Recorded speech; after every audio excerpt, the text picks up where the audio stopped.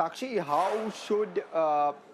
how should we maneuver through the kind of foreign currency headwinds that we're facing sitting here out of India? Obviously, the currency is depreciated. How do you see the challenges in terms of currency, and what should probably the steps be to try and overcome them? Right. So, look, one of the things is that what is working for India this time around compared to previous episodes of currency weakness is that our current account deficit currently is very, very low, right? At 1% of GDP on the current account deficit, it is very manageable. I think the problem has been on the capital account front, where you have not seen enough capital come in, right? Both from the perspective of net FDI this year as well as FII flows, which have actually been a net outflow if you combine the equity and debt numbers.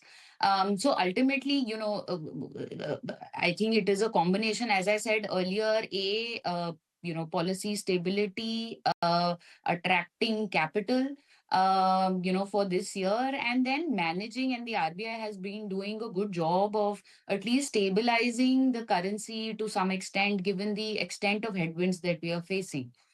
One of the things I want to highlight from a currency perspective is that the economic survey talks about two things, right, on our external, account front.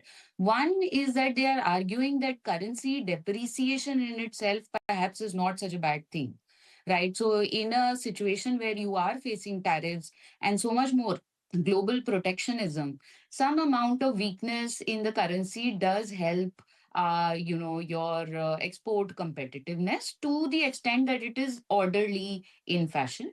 Secondly, they are also saying that, look, if you want to kind of stabilize your currency over the Right. medium term. Right, Sakshi, point Yeah. well taken. Due to paucity of time, I'll come for the one last question to you, Mr. Sanyal. Tariff has been mentioned in the economic survey, and the expectation is that this year we should be through. But having said that, what are the steps you think which can be announced by the government in the budget to offset the impact of tariff and also prepare ourselves for the future deals? Well, one particular something very important is that we should continue to focus on fundamentals, and the government had been doing that, not focusing too much on a knee-jerk solution, which has also not been the style.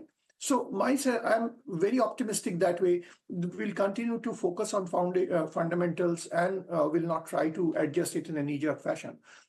In terms of support from the budget, I think we might actually see a little more of incentives towards export-oriented sector, little more incentives towards MSME sectors, etc., who are often big in both employment creation and exports. Some of these measures I would definitely like to see from the budget. But apart from that, outside the budget, we need to have a lot more bilateral agreements, etc., which had been which had seen decent momentum of late. So I remain somewhat optimistic on that particular front as a whole. All right, viewers, that brings us to the end of this very, very engaging conversation. Sakshi, Mr. Gandhi, Siddharth, this has been really good fun. Thank you so much for coming in and giving us your views and your perspectives. Kind of rounds things up very, very well in the run-up to Budget 2026. One of the more awaited events, one of the more awaited budgets, Ankur, if I can call it that. And more importantly, this time, the Eco survey is clearly saying that structure of the economy is more important than speed. Absolutely, and they will have to balance both the short term along with the long term. So plenty to look forward to. We'll see what moves happen come Sunday.